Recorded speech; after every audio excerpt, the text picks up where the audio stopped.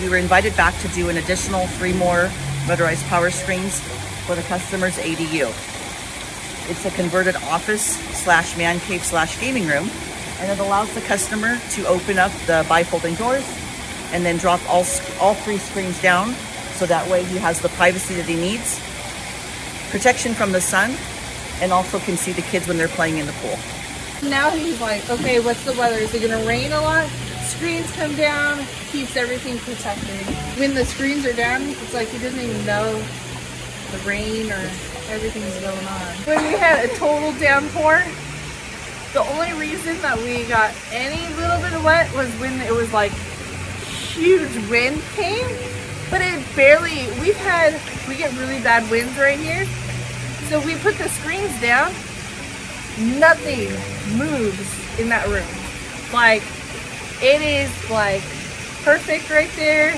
We're like, okay.